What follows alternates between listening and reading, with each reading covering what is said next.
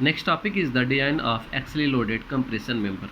So before designing, we have to make some assumptions. So assumption is the ideal column is assumed to be absolutely straight, having no crookedness, which never occur in the rectangular. Means जो column होना चाहिए perfectly straight होना चाहिए. Now next question, the modulus of elasticity is assumed to be constant in the built-up column. Actually, when you talk about the built-up column, means that is the made of more than one section. So again, the modulus of elasticity is assumed to be constant in built-up section.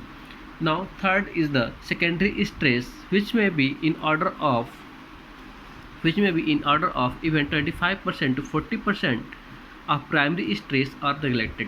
Secondary stress, okay, so here that is the primary when you talk about the axially compression member. So axially, beside axially there is this another secondary stress which may be 25% to 40% of the primary stress are neglected.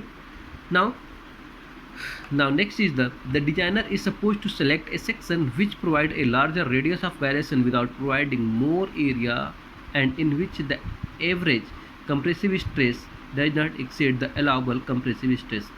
Actually, when you talk about the question is that some students ask that how to select a section. So the answer is lies here. The designer is supposed to select a section which provide a larger radius of gyration for the same area. Okay, so when you calculate the area, so that you need this area, so from the table you are going to find that is the 88 to 80 into 5, and same that is the 80 into 85 into sometimes two sections have the same area, but which you have to you have to choose a large area which have a large radius of gyration. Okay, so now next is these are the steps to design the axially compression member. First one is the average allowable stress. First one is the average allowable stress in the section is assumed, and it should not be more than the upper limit for a column formula specified by the relevant code. Okay, so average allowable compressive stress, we have to first assume that is the average how much the compressive stress should be in the column. Okay, it is the assumed, not the actual. We have to first assume. So it should not be more than the upper limit of for the column formula. ये upper limit column formula के upper limit से इस पे ज़्यादा नहीं होना चाहिए, that जो कोड में स्पेसिफाइड है. Now second is the gross cross section area required to carry the load at the assumed allowed stress is computed. So we have to calculate the A approx, so that on the assumed stress how much area we have to require to bear that load. So that is P, P is the force of the column. Okay, so A equal to P upon allowable stress, which है allowable stress means जो हमने assume किया है, now A is the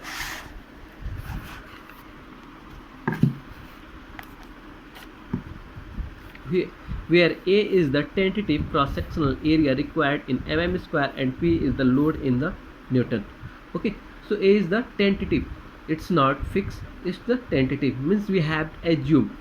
Okay, now the fourth is here from the handbook, selection of the section for the required area should be such that the R min is as large as possible.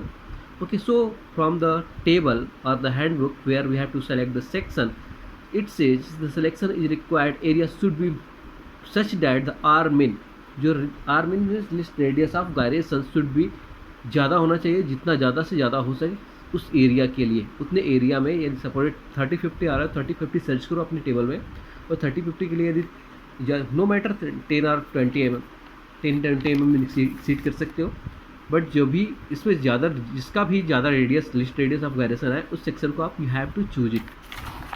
Now next step is the fourth step is the effective length of the column is calculated on the basis of the condition of slenderness ratio. Okay, is computed, that is the lambda equal to L by R, which should be less than the permissible slenderness ratio.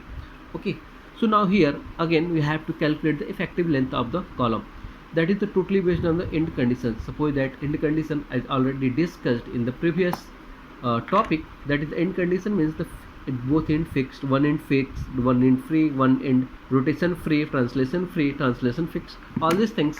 So based on that condition we have to calculate the effective length and the slenderness ratio. Slenderness ratio lambda equal to L by R. L is the effective length of column and R is the least radius of gyration, which should be less than the permissible slender ratio. So permissible slenderness ratio, that is the already discussed in the previous topic, that is the 350, 180. Okay, so that slenderness ratio within the limit, that should not exceed.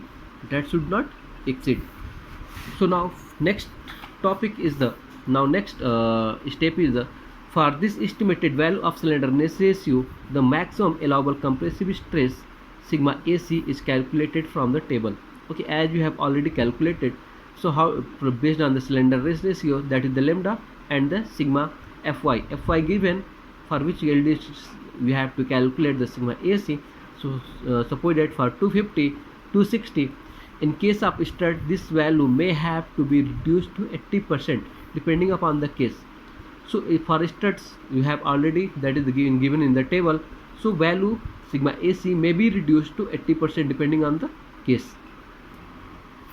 Now next is the load carrying capacity of the member is computed by multiplying the maximum compressive stress. The load carrying capacity of the member is computed by multiplying the maximum compressive stress thus obtained with the gross cross sectional area provided. Actually, so here we have to calculate, we have calculated sigma AC based on the value of your lambda, So now we have sigma AC. Now we have the cross sectional area, that is the A equal to P upon allowable compressive stress. So we have A here. So now we have sigma AC and the P. So now multiply sigma AC, so is the strength of the column,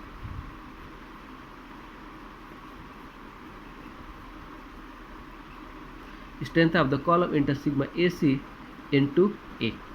Okay, again the value of the load carrying capacity of the member should not be more than the load to be supported by it.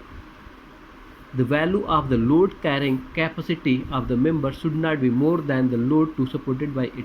Okay, so strength of the column should be greater than the designed load. So strength of the column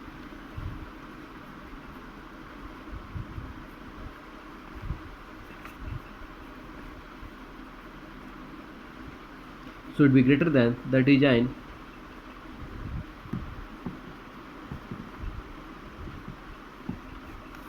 So here thus we have to calculate the strength of the column. So जो design loads जिसके लिए हम design करेंगे उससे ज़्यादा होना चाहिए.